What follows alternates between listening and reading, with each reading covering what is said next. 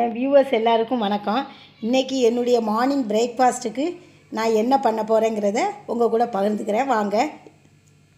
காலிஃப்ளவரை நல்லா க்ளீன் பண்ணிவிட்டு அதை இப்படி கட் பண்ணி வேக வச்சு உப்பு தண்ணி போட்டு வேக வச்சு வச்சுருக்கேன். நீங்கள் சாதா டைம்னா மஞ்சப்பொடி போட்டுக்கலாம். நான் ஆனால் சப்பாத்தி பண்ணுறதுனால நான் மஞ்சப்பொடி போடலை. இப்போ எப்படி பண்ணலான்னு பார்க்கலாம். இது நம்ம அவிச்ச காலிஃப்ளவரு. இதை நம்ம மிக்சியில் கொஞ்சம் லைட்டாக நம்ம அடிச்சுக்கலாம்.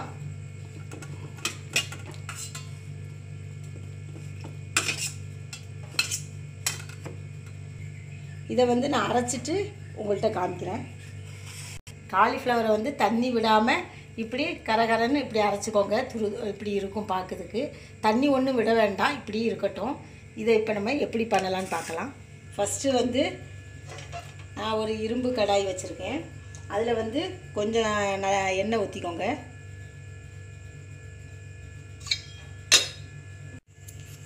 ஆயில் ஊற்றியாச்சு. ஒரு இரும்பு கடாயை அடுப்பில் வச்சுருக்கேன். ஆயில் கொஞ்சம் ஊற்றிருக்கேன். கொஞ்சம் ஜீரகம் போட்டுக்கலாம். கொஞ்சம் ஜீரகம்,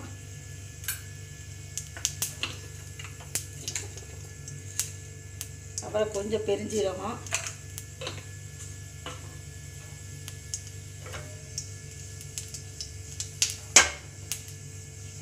பொரிஞ்சிருச்சு.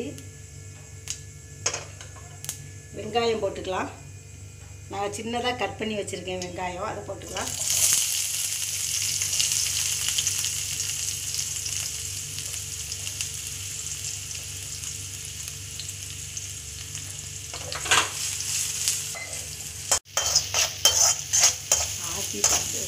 சின்னதாக கேப்சிகம் கட் பண்ணி வச்சுருக்கேன், அதை போடுறேன்.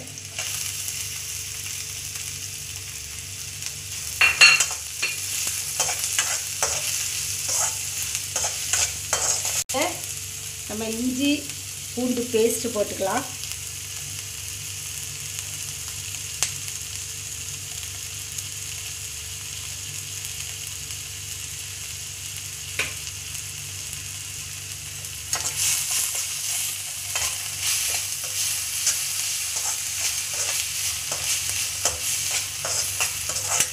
அப்புறம் பொடியாக நறுக்கி வச்சிருக்கிற தக்காளி போட்டுக்கலாம்.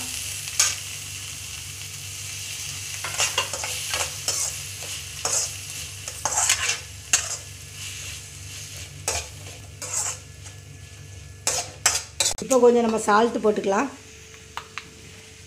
தேவைக்கு கொஞ்சம் போட்டுக்கோங்க.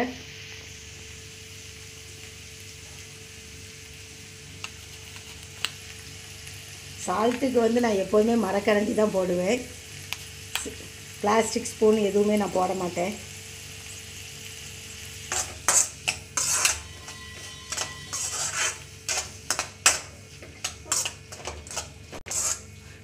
கொஞ்ச நேரம் வதங்கிடுச்சு. இப்போ நம்ம இந்த அரைச்சி வச்சுருக்கிற காலிஃப்ளவரை அதில் போட்டுடலாம்.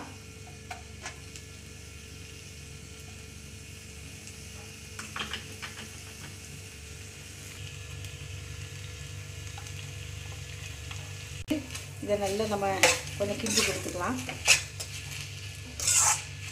நம்ம பொதுவாட்டு பொட்டேட்டோ போட்டு இந்த மாதிரி பண்ணி வைக்கலாம். இது நான் காலிஃப்ளவர் போட்டிருக்கேன். நீங்கள் பொட்டேட்டோ கூட இப்படி அவிச்சு மேஷ் பண்ணி போட்டு வைக்கலாம். இந்த ஸ்டேஜில் நம்ம காரமே நான் போடலை. அதனால் காரத்துக்கு ஒரு ஸ்பூன் வத்தல் பொடி,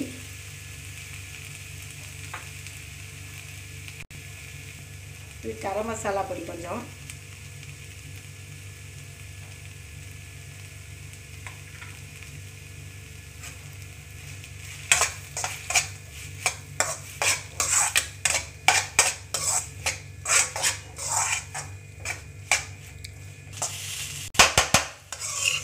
நல்லா கட்டியாயாச்சு. இப்போ நம்ம கொஞ்சம் கஸ்தூரி மேத்தி,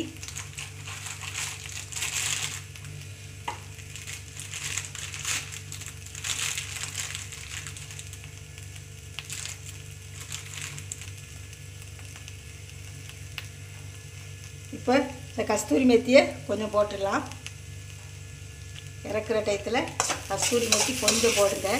இப்போ இந்த காலிஃப்ளவர் ஸ்டஃபிங் வந்து உள்ளே ரெடியாகியாச்சு. அது மசால் தோசைக்கு இப்போ தோசை மாவை நம்ம ஊற்றிடலாம். நான் ஏற்கனவே அது வீடியோ போட்டிருக்கேன். அதை ஃபாலோ பண்ணி நீங்கள் பண்ணினீங்கன்னா உங்களுக்கு நல்ல கிறிஸ்பாட்டு அழகாக வரும்.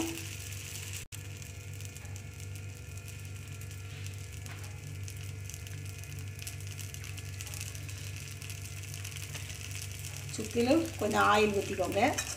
ஆயில் ஊற்றிட்டு இதை வச்சு அப்படி லைட்டாக தடவுங்க.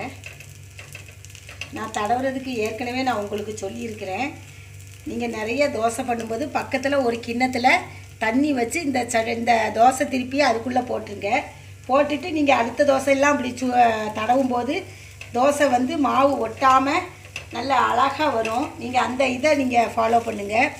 சும்மா இப்படி நம்ம வைக்கிறத விட பக்கத்தில் ஏதாவது ஒரு கிண்ணத்தில் தண்ணி வச்சுட்டு தோசை திருப்பியே அதில் போட்டுருங்க.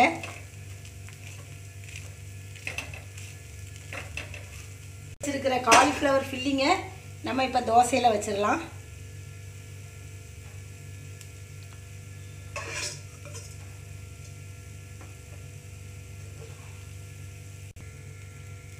தோசை எப்படி வருது பாருங்கள், அப்படியே ஒட்டாமல் எப்படி அழகாக வருது பாருங்கள். இதை அப்படியே நம்ம மடக்கிட்டு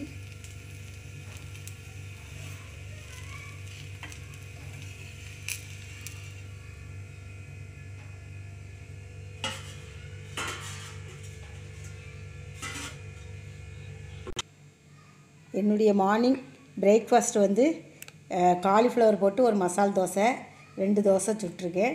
அப்புறம் புதினா சட்னி. புதினா சட்னி ஏற்கனவே என்னுடைய யூடியூப்பில் இருக்குது, நீங்கள் அதை பார்த்துக்கலாம்.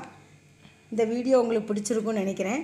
பிடிச்சிருந்தால் லைக் பண்ணுங்கள், கமெண்ட்ஸ் கொடுங்க, மறக்காமல் சப்ஸ்கிரைப் பண்ணுங்கள். தேங்க்யூ.